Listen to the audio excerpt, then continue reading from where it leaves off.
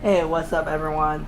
We're at Rachel's brand new apartment. It's so exciting because right before the holidays, it looks awesome here. Thank you. I love it, especially the pops of color in the pillows, this texture. Awesome price tag. Okay, well, I don't have the price tag on. Oops. Yeah, it's great. I love the new space. Moved into this great loft in downtown. This is episode 5 of our branding series, and today we are doing Ikea. Also, my apartment.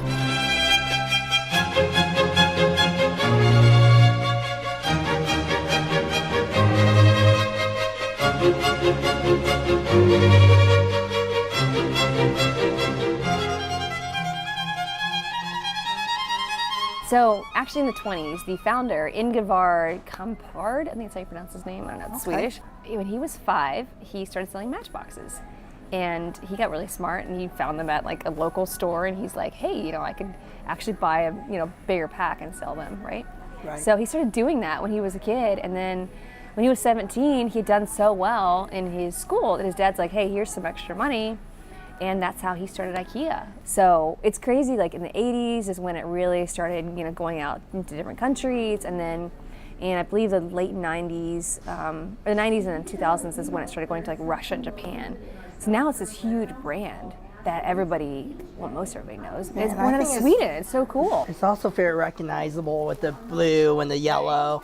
And I think with Ikea, it's almost like anyone that's looking for that easy furniture to take home. And I think that's made the brand strong too, is the idea of convenience. What's interesting about the logo, actually from a design standpoint, it's kind of not very pretty.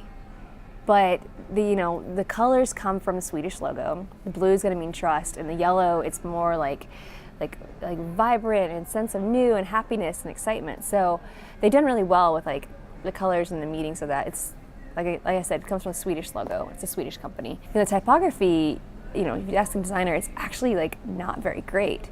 But Ikea has done so well with the brand that it's kind of turned into that design that that's Ikea. You don't think of like how like. And I think it's classic branding too, because you look at the idea of, even though the logo is very simplistic, but they've done so well with the packaging of the entire brand, because it flows from what I hear, even the staff and the employees and the way they do things, it's all very minimalistic. Very simple. It flows out from the design of their building and their signage. Everything, so it's not just the corporate branding of the logo and the colors, but it's all the way from top down. Well, so it's interesting, the original logo was like a red seal, so it was meant to be like as a seal. And so, from where they initially started with the logo to where they are now, it is dramatically different. But in the last, I think it's 40 years, it hasn't changed that much. Just added some color. They're so smart in the store. You can just like kind of cruise through it, and they've got a pathway through it because they know what you're going to be looking for when and all that stuff. So Ikea is amazing. I love it. Get the cinnamon rolls. They're the best. You might want to go on a diet afterwards. Awesome. Thanks for coming along today, and make sure you like, comment, share, all that fun stuff. And hey, if you have a brand or a logo you want us to review, definitely send it to us. Our email is hey@j29creative.com.